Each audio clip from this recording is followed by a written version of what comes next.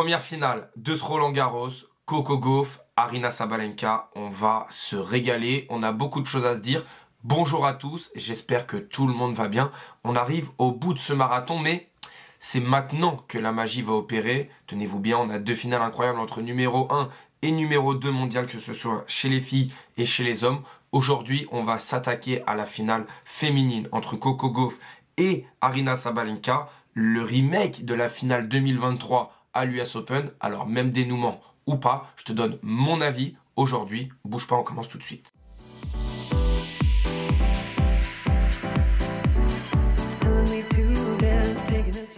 Deux immenses championnes, très clairement, la numéro 1 contre la numéro 2. On va regarder aujourd'hui en détail. Je vais vous donner mon avis sur cette finale que je vais avoir la chance de voir aujourd'hui sur le Philippe Chatrier. Donc ça va être un moment extraordinaire. Franchement, l'affiche, elle me fait rêver. On va regarder un petit peu le palmarès au niveau des tournois du Grand Chelem. Deux finales pour Coco Gauff, une première contre Swiatek où elle n'avait pas trop existé en 2022. Et puis en 2023, le premier majeur d'une longue et belle carrière. En tout cas, on lui souhaite à Coco. Cette finale, pour ceux qui s'en souviennent pas, Coco Gauff avait perdu le premier set assez facilement, 6-2. Et puis derrière, le public avait joué un rôle vraiment hyper important dans cette finale où Aryna Sabalenka était clairement sortie de son match avec le public américain chaud bouillant. Et puis on avait une Coco Gauff qui, à l'image de son tennis, avait su faire le dos rond, a su utiliser toutes ses qualités physiques pour faire déjouer Aryna Sabalenka et remporter son premier majeur. Aryna Sabalenka, elle, c'est 5 finales en majeur. Jusqu'à aujourd'hui, 5 adversaires différents. C'est assez drôle, aujourd'hui elle va donc rejouer contre Coco Gauff. On le voit, on en avait parlé dans la vidéo précédente, depuis 2023, c'est une vraie dictature pour Sabalenka. Franchement, elle est omniprésente. Et puis il y a cette petite finale contre Madison Keys qui fait un peu tâche, où elle était quand même ultra favorite, et finalement elle finit par perdre. Aujourd'hui, contre Coco Gauff, elle sera favorite. Elle sera aussi ma favorite, et je vais vous dire après pourquoi. Mais voilà, je pense que quand même il ne faut pas sous-estimer Coco Gauff qui, depuis 3 ans, a perdu seulement contre une seule joueuse à Roland-Garros. Et ça, c'est pas anodin, je vous le dis. Aryna Sabalenka, elle est tombée contre plusieurs joueuses. Alors certes, elle progresse énormément. Mais quand même, aujourd'hui, il va falloir aller battre une Coco Gauff qui a fait une demi-finale très solide. On va regarder le parcours des deux joueuses. Coco Gauff d'abord, Teichmann, Danilovic qui pouvait être un match piège. Elle s'en sort hyper bien. Ensuite, Anisimova en 2-7. Qin Weizheng, vainqueur des Jeux Olympiques en 2-7. Swiatek en finissant par une bulle avec une forte impression. Et Coco Gauff, la numéro 2 mondiale. On a évidemment le parcours de Coco juste derrière, qui bat Valentova. Valentova qui est la vainqueur de Roland-Garros Junior, joueuse à surveiller. Bouzkova, Alexandrova, Madison Keys, Louise Boisson évidemment, et aujourd'hui Aryna Sabalenka. Un parcours beaucoup plus simple pour Coco Gauff, mine de rien. Et puis on va s'appuyer sur ce qu'a fait Jeux 7 et Mat, un compte exceptionnel, je vous le conseille, je pense que tout le monde le connaît, qui nous met des stats incroyables pour comparer un petit peu les statistiques des deux joueuses durant tout ce Roland-Garros. Il y a des stats qui sont hyper importantes. Évidemment, on va regarder la dynamique service-retour parce que ça va être la clé de ce match, très clairement. Ace 28 pour Sabalenka durant tout le tournoi, seulement 6 pour Coco Gauff. C'est marrant de voir le tournant qu'a pris la carrière de Coco Gauff au service, parce que notamment quand elle gagne son tournoi du Grand Chelem et durant plusieurs mois à ce moment-là, elle claque énormément les premières balles, tournant à plus de 190 km/h en moyenne. Donc je trouve ça assez fou. C'est quand même bon. Il doit y avoir un blocage mental très clairement.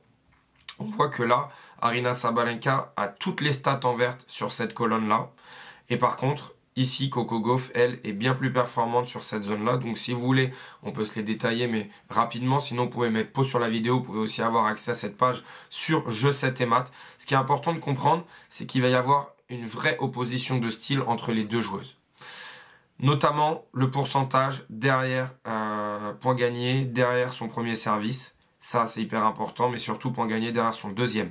Ça, pour moi, ça va être la colonne la plus importante, surtout pour Coco Gauff. Parce que Sabalenka, même si elle passe pas de première, Coco Gauff, c'est pas celle qui va être la plus entreprenante derrière la deuxième balle de la Biélorusse. Par contre, si Coco Gauff ne passe pas ses premières balles, déjà, ça peut commencer à cogiter psychologiquement. Et surtout, Aryna Sabalenka est la meilleure relanceuse du circuit. Elle est capable d'enchaîner plusieurs coups gagnants à la suite. à l'image de son match face à Swiatek ou de ses premiers tours. Donc ça, il va falloir avoir un pourcentage de premier au-delà des 60% pour Coco Gauff. Quitte à passer des premières, deuxièmes et avoir une vitesse un peu plus basse que d'habitude. Mais je pense que la clé va clairement se trouver ici, dans la dynamique service-retour. Et autre clé, ça va être la première qui va être capable d'enlever du temps à l'autre.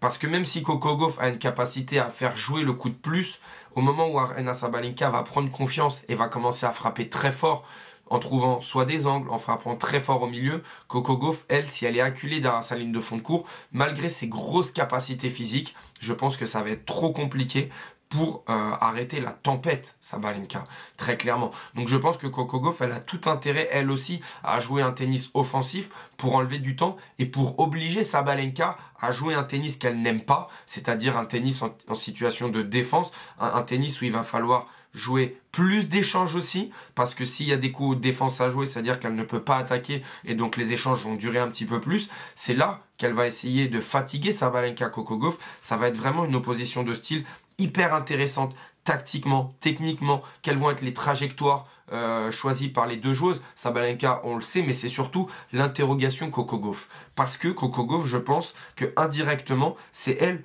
qui peut avoir les clés du match dans sa façon d'aborder tactiquement cette partie. Parce qu'à Sabalenka, il y a un plan et on sait qu'elle va le tenir. Mais Coco Gauff, elle, qu'est-ce qu'elle va être capable de changer ou justement de ne pas changer? Et ça, c'est pour moi hyper important de le noter.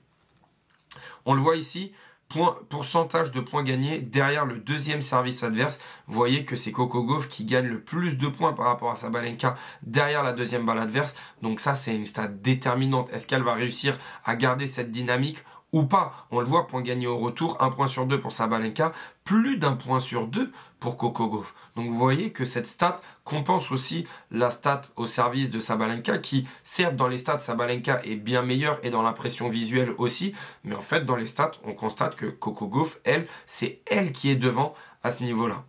Pourcentage de jeux de retour remportés, c'est aussi normal qu'elle en remporte plus parce qu'elle doit forcément en remporter un petit peu moins que Sabalenka. Sabalenka sert mieux, donc forcément, il n'y a pas besoin de breaker autant. Coco Gauff, entre les breaks, les débreaks, les breaks, les débreaks, elle doit forcément aussi compenser avec des jeux de retour remportés. Pourcentage de balles de break converties, on a une Coco Gauff qui s'en procure plus et qui en remporte plus aussi.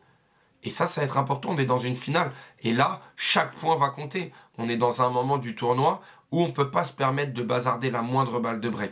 Il va falloir être clutch. Et moi, je me rappelle de plusieurs matchs, notamment de sa finale face à Madison Keys, où Sabalenka, elle rate des occasions. Et à la fin du match, on se dit, mais comment c'est possible en fait qu'elle soit passée à côté? Donc voilà, ça va être hyper intéressant. Vraiment, pourcentage réussite au filet, je ne suis pas sûr que ce soit hyper important. On a des fautes directes, on voit que Sabalenka fait moins de fautes directes, fait plus de coups gagnants.